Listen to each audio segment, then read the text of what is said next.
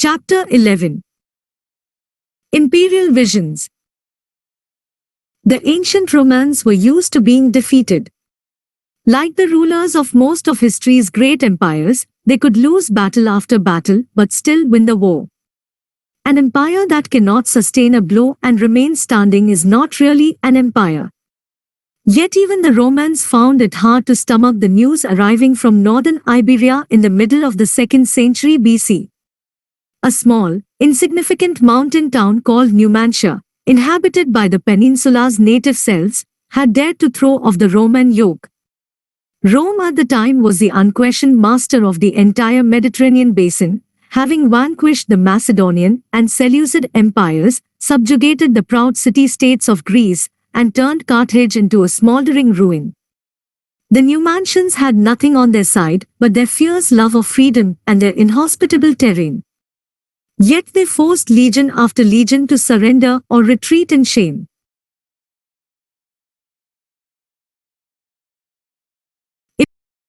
Eventually, in 134 BC, Roman patience snapped.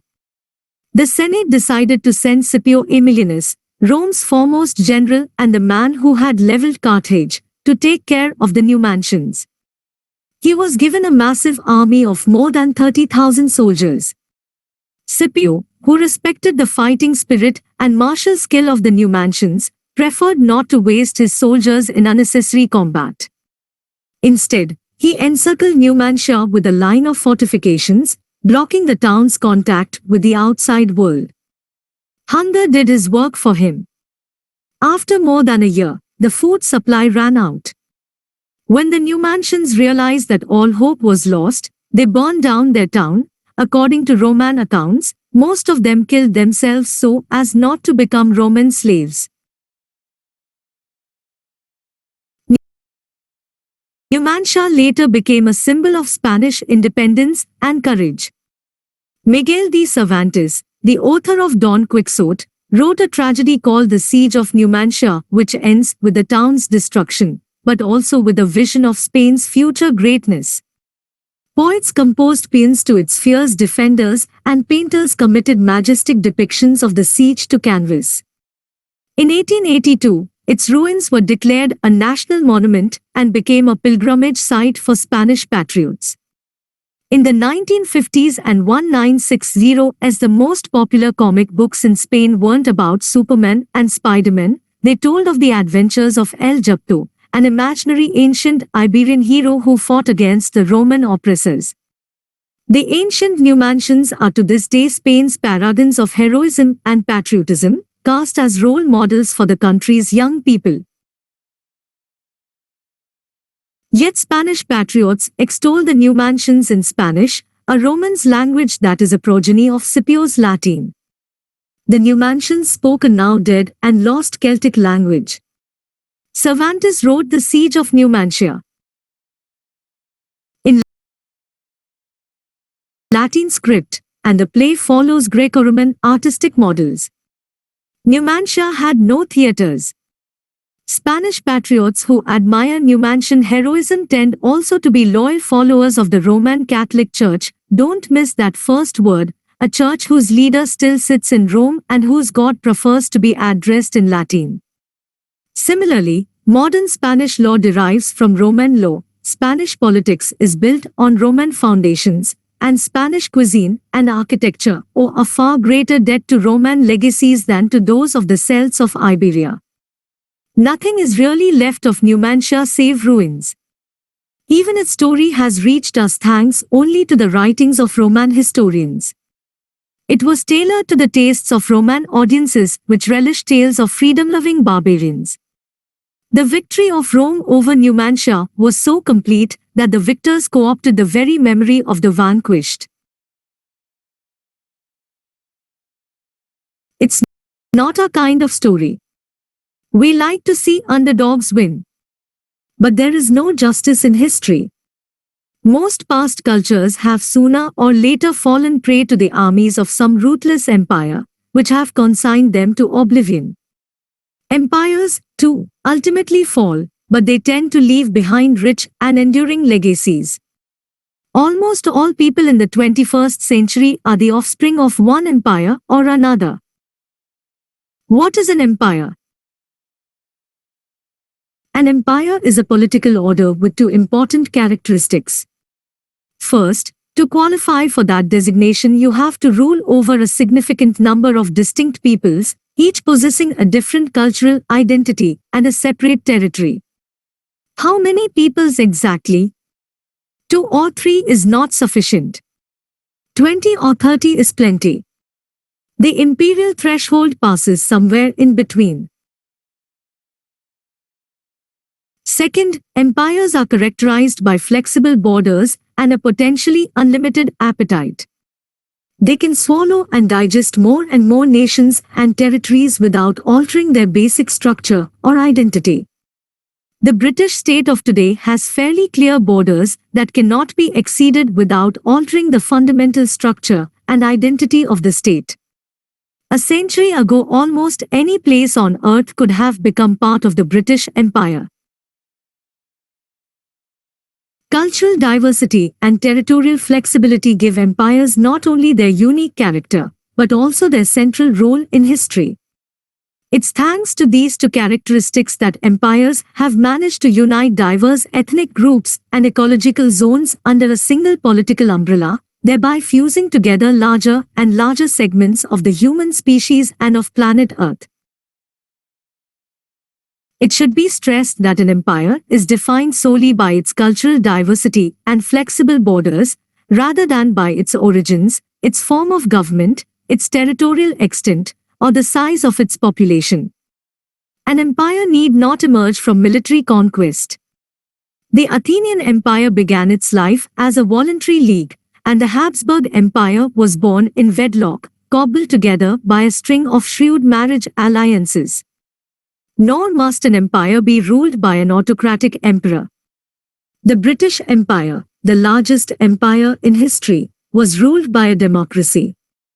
Other democratic, or at least republican, empires have included the modern Dutch, French, Belgian and American empires, as well as the pre-modern empires of Novgorod, Rome, Carthage and Athens. Size, too, does not really matter.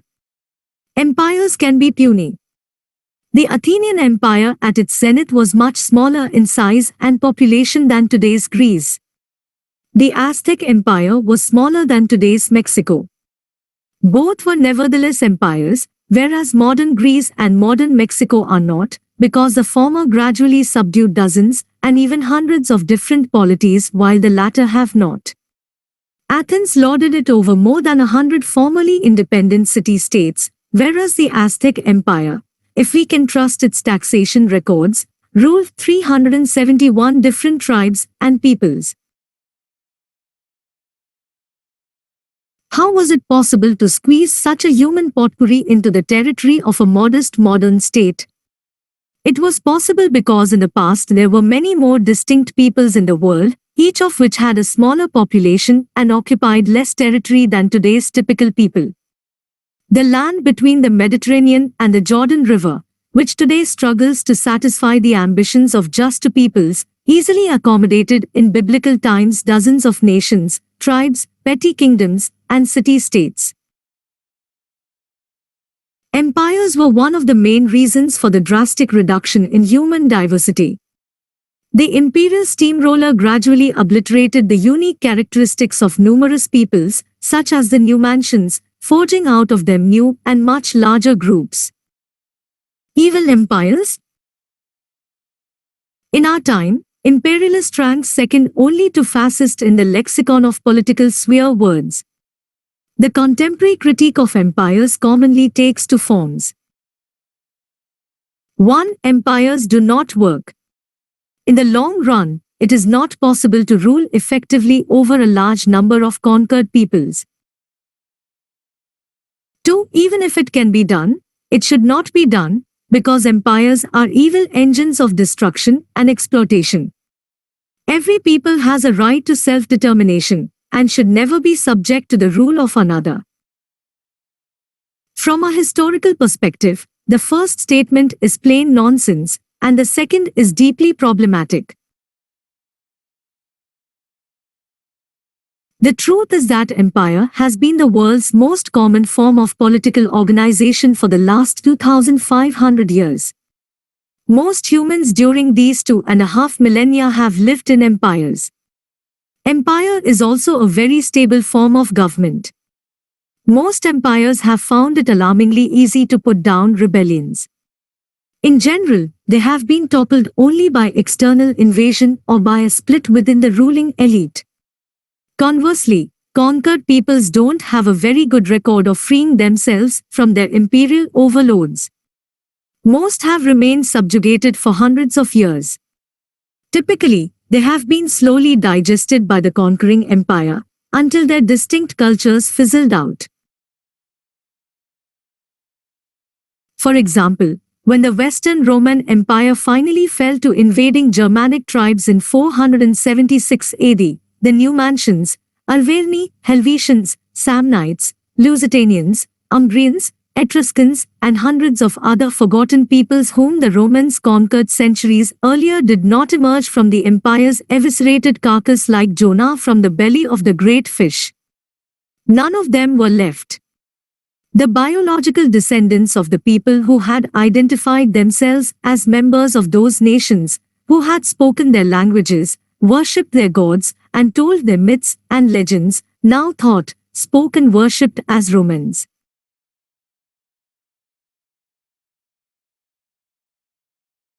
In many cases, the destruction of one empire hardly meant independence for subject peoples.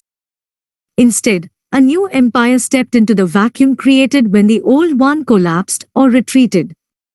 Nowhere has this been more obvious than in the Middle East. The current political constellation in that region, a balance of power between many independent political entities with more or less stable borders, is almost without parallel any time in the last several millennia. The last time the Middle East experienced such a situation was in the 8th century BC, almost 3,000 years ago. From the rise of the Neo-Assyrian Empire in the 8th century BC until the collapse of the British and French empires in the mid-20th century AD, the Middle East passed from the hands of one empire into the hands of another, like a baton in a relay race. And by the time the British and French finally dropped the baton, the Arameans, the Ammonites, the Phoenicians, the Philistines, the Moabites, the Edomites, and the other peoples conquered by the Assyrians had long disappeared. True, today's Jews, Armenians, and Georgians claim with some measure of justice that they are the offspring of ancient Middle Eastern peoples. Yet these are only exceptions that prove the rule, and even these claims are somewhat exaggerated. It goes without saying that the political, economic and social practices of modern Jews, for example, owe far more to the empires under which they lived during the past 2 millennia than to the traditions of the ancient kingdom of Judea. If King David were to show up in an ultra-Orthodox synagogue in present-day Jerusalem, he would be utterly bewildered to find people dressed in East European clothes, speaking in a German dialect, eat this, and having endless arguments about the meaning of a Babylonian text, the Talmud. There were neither synagogues, volumes of Talmud, nor even Torah scrolls in ancient Judea. Building and maintaining an empire usually required the vicious slaughter of large populations and the brutal oppression of everyone who was left. The standard imperial toolkit included wars, enslavement, deportation, and genocide. When the Romans invaded Scotland in AD 83, they were met by fierce resistance from local Caledonian tribes and reacted by laying waste to the country. In reply to Roman peace offers, the chieftain Caldicus called the Romans the ruffians of the world and said that to plunder, slaughter and robbery they give the lying name of empire. They make a desert and call it peace.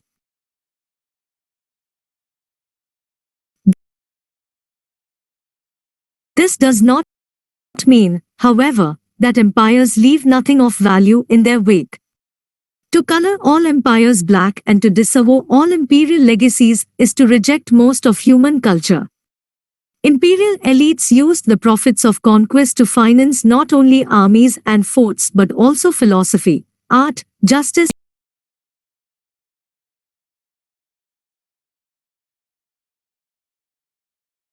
of conquered populations. The profits and prosperity brought by Roman imperialism provided Cicero, Seneca and St. Augustine with the leisure and wherewithal to think and write. The Taj Mahal could not have been built without the wealth accumulated by Mughal exploitation of their Indian subjects, and the Habsburg Empire's profits from its rule over its Slavic, Hungarian and Romanian-speaking provinces paid Haydn's salaries and Mozart's commissions. No Caledonian writer preserved Caldicus' speech for posterity. We know of it thanks to the Roman historian Tacitus. In fact, Tacitus probably made it up.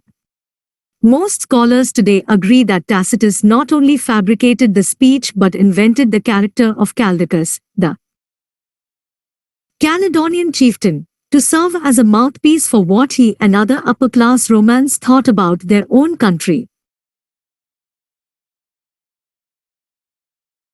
Even if we look beyond elite culture and high art and focus instead on the world of common people, we find imperial legacies in the majority of modern cultures.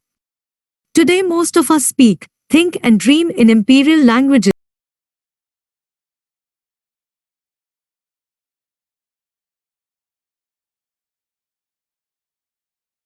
No matter what their origins, nearly all the inhabitants of the two American continents, from Alaska's Barrow Peninsula to the Straits of Magellan, communicate in one of four imperial languages: Spanish, Portuguese, French or English.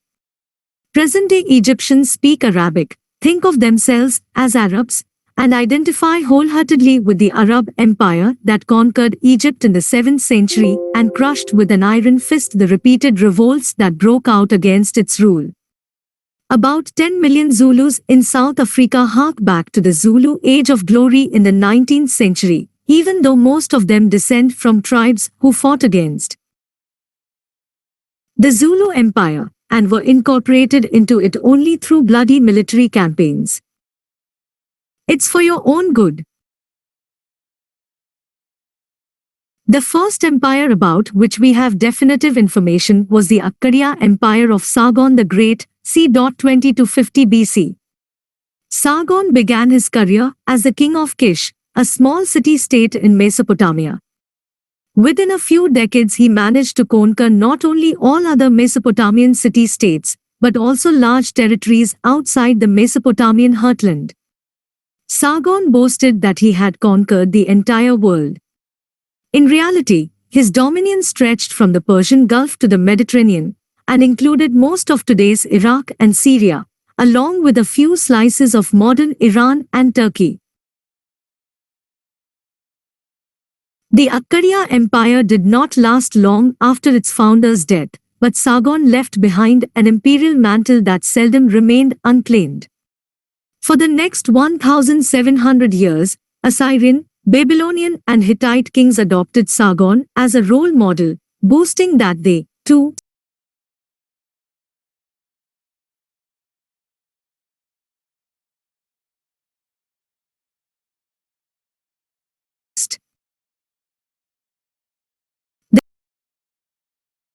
the kings of Assyria always remained the kings of Assyria. Even when they claimed to rule the entire world, it was obvious that they were doing it for the greater glory of Assyria, and they were not apologetic about it. Cyrus, on the other hand, claimed not merely to rule the whole world, but to do so for the sake of all people. "We are conquering you for your own benefit," said the Persians. Cyrus wanted the peoples he subjected to love him and to count themselves vassals. The most famous example of Cyrus' innovative efforts to gain the approbation of a nation living under the thumb of his empire was his command that the Jewish exiles in Babylonia be allowed to return to their Judaic homeland and rebuild their temple. He even offered them financial assistance. Cyrus did not see himself as a Persian king ruling over Jews, he was also the king of the Jews, and thus responsible for their welfare.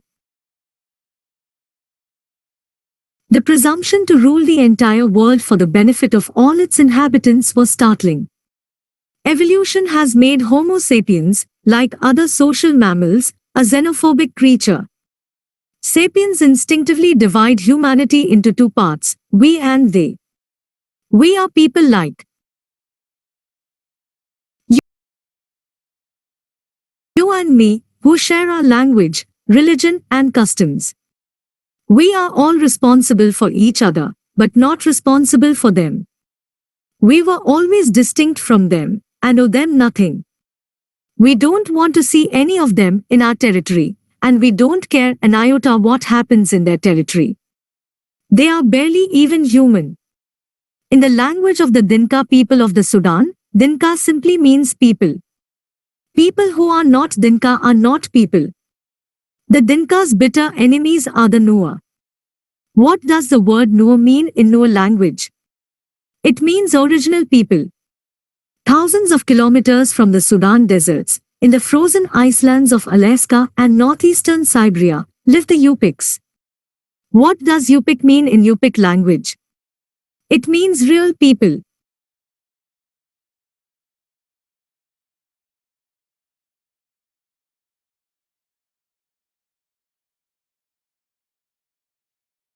In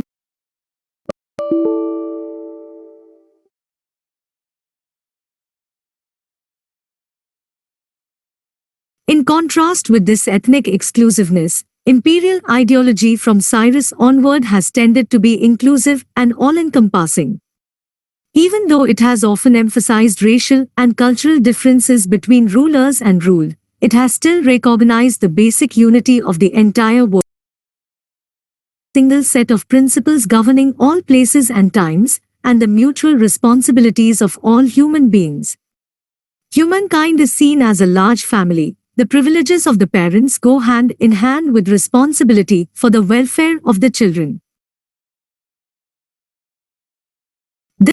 This new imperial vision passed from Cyrus and the Persians to Alexander the Great, and from him to Hellenistic kings, Roman emperors, Muslim caliphs, Indian dynasts, and eventually even to Soviet premiers and American presidents. This benevolent imperial vision has justified the existence of empires, and negated not only attempts by subject peoples to rebel, but also attempts by independent peoples to resist imperial expansion.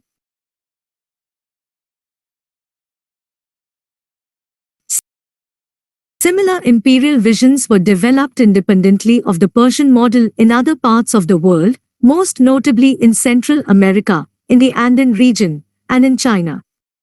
According to traditional Chinese political theory, Heaven, Tian, is the source of all legitimate authority on earth. Heaven chooses the most worthy person or family and gives them the mandate of heaven. This person or family then rules over all under heaven, Tianxia, for the benefit of all its inhabitants. Thus, a legitimate authority is, by definition, universal. If a ruler lacks the mandate of heaven, then he lacks legitimacy to rule even a single city. If a ruler enjoys the mandate, he is obliged to spread justice and harmony to the entire world. The mandate of heaven could not be given to several candidates simultaneously, and consequently one could not legitimize the existence of more than one independent state.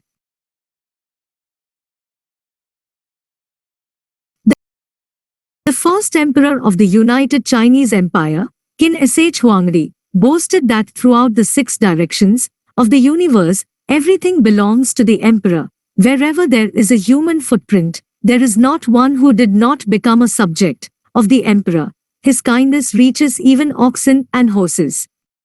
There is not one who did not benefit. Every man is safe under his own roof. In Chinese political thinking as well as Chinese historical memory, imperial periods were henceforth seen as golden ages of order and justice. In contradiction to the modern Western view that a just world is composed of separate nation-states, in China periods of political fragmentation were seen as dark ages of chaos and injustice. This perception has had far-reaching implications for Chinese history. Every time an empire collapsed, the dominant political theory goaded the powers that be not to settle for paltry independent principalities, but to attempt reunification. Sooner or later these attempts always succeeded. When they become us. Empires have played a decisive part in amalgamating many small cultures into fewer big cultures. Ideas, people, goods and technology spread more easily within the borders of an empire than in a politically fragmented region. Often enough, it was the empires themselves which deliberately spread ideas, institutions, customs, and norms. One reason was to make life easier for themselves. It is difficult to rule an empire in which every little district has its own set of laws, its own form of writing, its own language, and its own money. Standardization was a boon to emperors. A second and equally important reason why empires actively spread a common culture was to gain legitimacy. At least since the days of Cyrus and King Huangdi, empires have justified their actions, whether road building or bloodshed, as necessary to spread superior culture from which the conquered benefit even more than the conquerors. The benefits were sometimes salient: law enforcement, urban planning, standardization of weights and measures, and sometimes questionable taxes, conscription, emperor worship. But most imperial elites earnestly believed that they were working for the general welfare of all the empire's inhabitants. China's ruling class treated their country's neighbors and its foreign subjects as miserable barbarians to whom the empire must bring the benefits of culture. The mandate of heaven was bestowed upon the emperor not in order to exploit the world, but in order to educate humanity. The Romans, too, justified their dominion by arguing that they were endowing the barbarians with peace, justice, and refinement.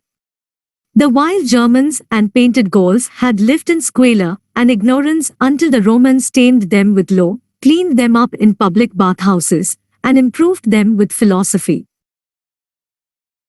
The Mauryan Empire in the 3rd century BC took as its mission the dissemination of Buddha's teachings to an ignorant world. The Muslim caliphs received a divine mandate to spread the Prophet's revelation, peacefully if possible but by the sword if necessary. The Spanish and Portuguese empires proclaimed that it was not riches they sought in the Indies and America, but converts to the true faith. The sun never set on the British mission to spread the twin gospels of liberalism and free trade. The Soviets felt duty-bound to facilitate the inexorable historical march from capitalism towards the utopian dictatorship of the proletariat. Many Americans nowadays maintain that their government has a moral imperative to bring third world countries the benefits of democracy and human rights, even if these goods are delivered by cruise missiles and F-16s.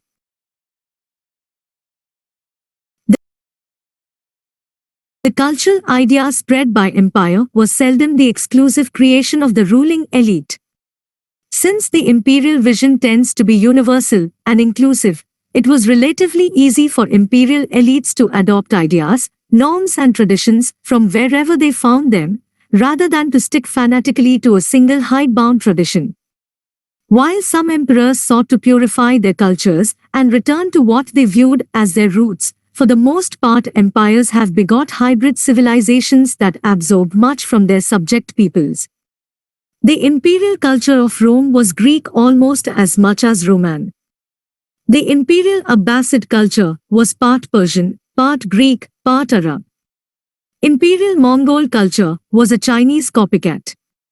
In the imperial United States, an American president of Kenyan blood can munch on Italian pizza while watching his favorite film, Lawrence of Arabia, a British epic about the Arab rebellion against the Turks.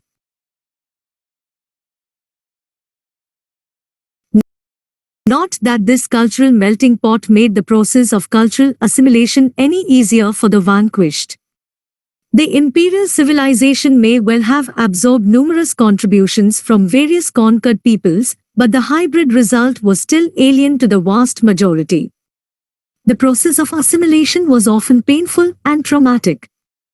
It is not easy to give up a familiar and loved local tradition, just as it is difficult and stressful to understand and adopt a new culture. Worse still, even when subject peoples were successful in adopting the imperial culture, it could take decades, if not centuries, until the imperial elite accepted them as part of us. The generations between conquest and acceptance were left out in the cold. They had already lost their beloved local culture, but they were not allowed to take an equal part in the imperial world. On the contrary,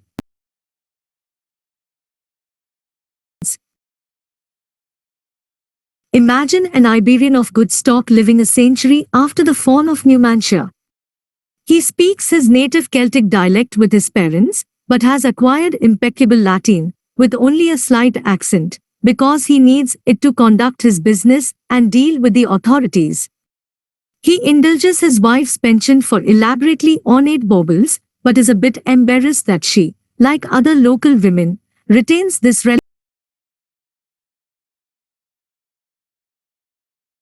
worn by the Roman governor's wife.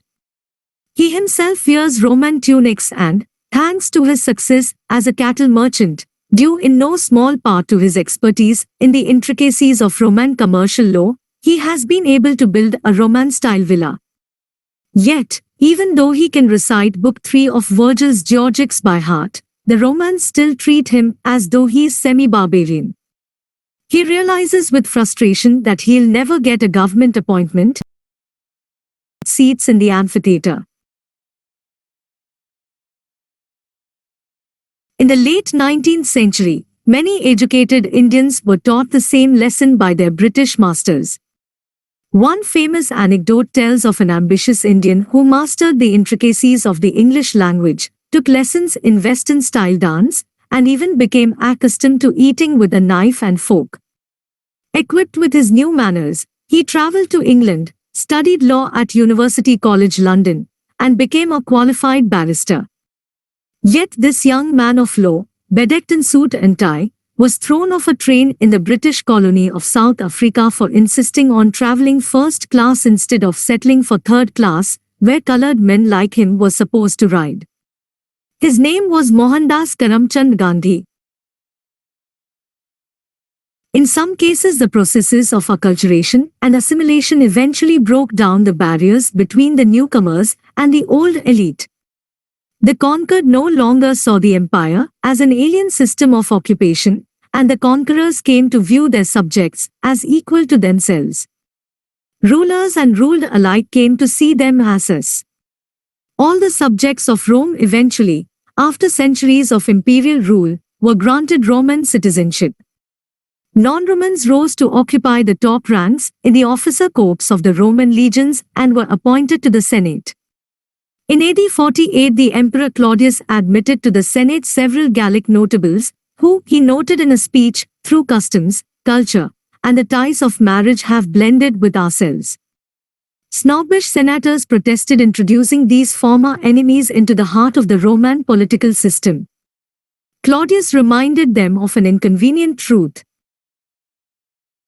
Most of their own senatorial families descended from Italian tribes who once fought against Rome and were later granted Roman citizenship.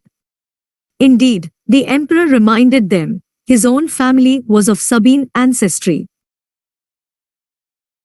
During the 2nd century AD, Rome was ruled by a line of emperors born in Iberia, in whose veins probably flowed at least a few drops of local Iberian blood. The reigns of Trajan, Hadrian, Antoninus Pius, and Marcus Aurelius are generally thought to constitute the empire's golden age. After that, all the ethnic dams were let down. Emperor Septimius Severus, 193–211, was the scion of a Punic family from Libya. Elagabalus, 218–22, was a Syrian. Emperor Philip, 244–9, was known colloquially as Philip the Arab. The empire's new citizens adopted Roman imperial culture with such zest that, for centuries and even millennia after the empire itself collapsed, they continued to speak the empire's language, to believe in the Christian God that the empire had adopted from one of its Levantine provinces, and to live by the empire's laws. A similar process occurred in the Arab Empire. When it was established in the mid-7th century AD, it was based on a sharp division between the ruling Arab, Muslim elite and the subjugated Egyptians, Syrians, Iranians and Berbers, who were neither Arabs nor Muslim. Many of the empire's subjects gradually adopted the Muslim faith, the Arabic language and a hybrid imperial culture. The old Arab elite looked upon these parvenus with deep hostility, fearing to lose its unique status and identity. The frustrated converts clamored for an equal share within. Eventually they got their way. Egyptians, Syrians and Mesopotamians were increasingly seen as Arabs. Arabs, in their turn, whether authentic Arabs from Arabia or newly minted Arabs from Egypt and Syria, came to be increasingly dominated by non-Arab Muslims, in particular by Iranians, Turks and Berbers. The great success of the Arab imperial project was that the imperial culture it created was wholeheartedly adopted by numerous non-Arab people, who continued to uphold it, develop it and spread it, even after the original empire collapsed and the Arabs as an ethnic group lost their dominion. In China, the success of the imperial project was even more thorough. For more than 2,000 years, a welter of ethnic and cultural groups first termed barbarians were successfully integrated into imperial Chinese culture and became Ha Chinese, so named after the Ha Empire that ruled China from 206 BC to AD 220. The ultimate achievement of the Chinese Empire is that it is still alive and kicking, yet it is hard to see it as an empire except in outlying areas such as Tibet and Xinjiang. More than 90% of the population of China are seen by themselves and by others as Ha. We can understand the decolonization process of the last few decades in a similar way. During the modern era, Europeans conquered much of the globe under the guise of spreading a superior Western culture. They were so successful that billions of people gradually adopted significant parts of that culture. Indians, Africans, Arabs, Chinese and Maoris learned French, English and Spanish. They began to believe in human rights and the principle of self-determination, and they adopted Western ideologies such as liberalism, capitalism, communism, feminism and nationalism.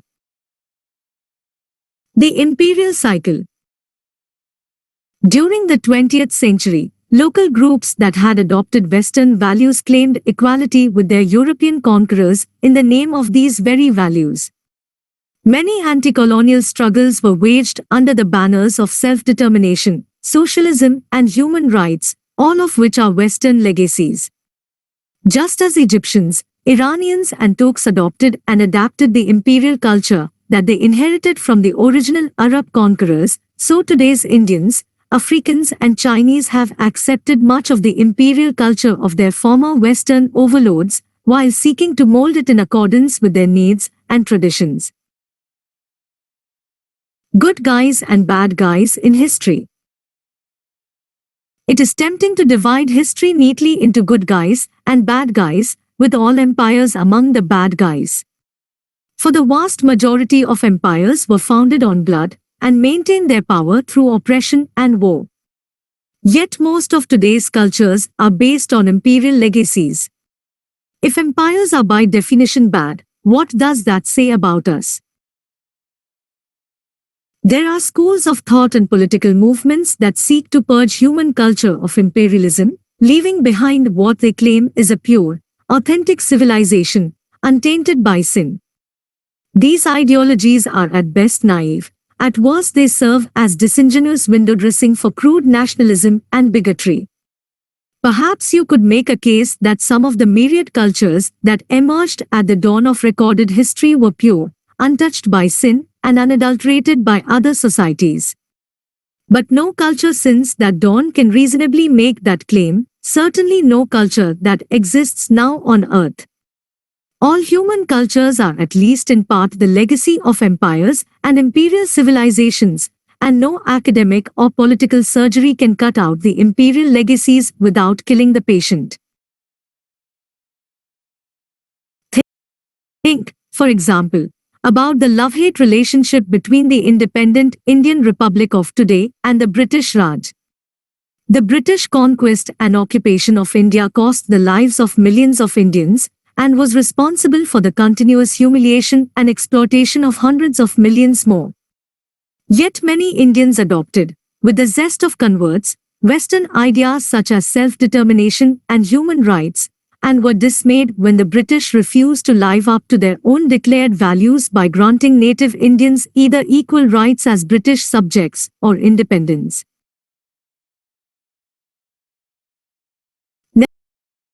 Nevertheless, the modern Indian state is a child of the British Empire.